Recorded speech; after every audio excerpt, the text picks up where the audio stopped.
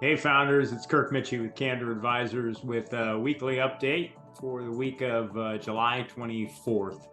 Um, so we're deep into the summer and not surprisingly, transaction volumes and activity in the M&A world is down. Now, some of that's because interest rates have gone up a lot and the buyers, especially the private equity buyers, cost of financing has gone way, way up. It's also because it's summer.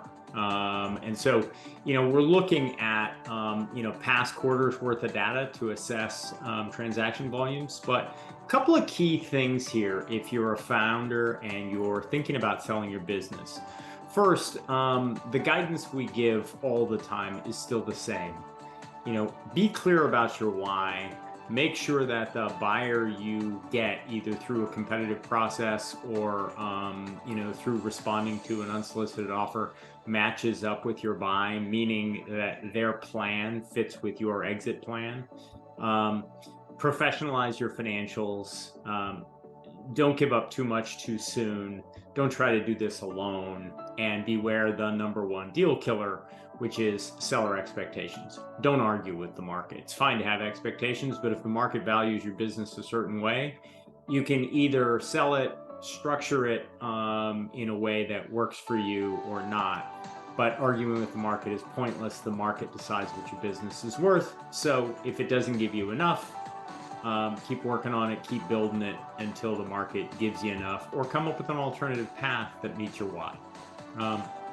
So again, coming back to sentiment, transaction volume is down. That makes sense. Cost of borrowing is up, but that doesn't mean that multiples are down.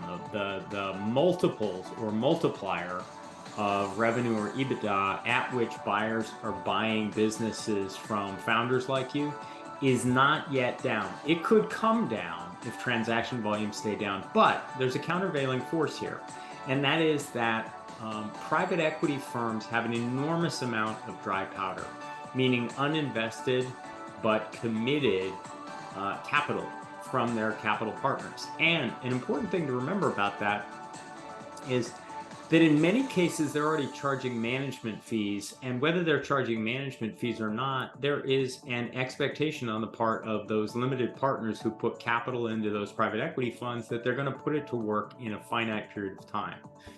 Which means that if they raised the money, say 2 years ago, they probably got a year left to invest it.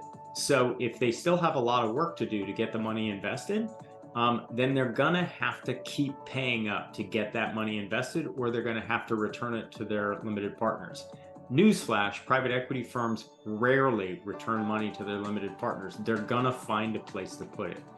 Not saying hold out if a deal is close enough. Don't be Goldilocks. If it's close enough and it meets your why, then maybe it's time to proceed with that. On the other hand, if you need 8 times your adjusted EBITDA to be able to retire and for it to be worth it for you to sell, and the best offer you have is 5 times, then maybe it's worth it to wait. There's still plenty of dry powder. It's got to get committed.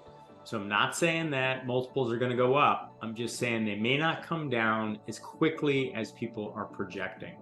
Anyway, if we can help with that or anything else, please navigate over to the insights section of candor-advisors.com. There are dozens, now approaching 100 free videos on most of the topics you're going to encounter. If there's something else, like you've got an unsolicited offer, you think we can be helpful with something, click on that green button, talk to Kirk, and give me a little background on your situation. Let me know how you think we can help. We'll be back to you very quickly. Thanks. Have a fantastic week.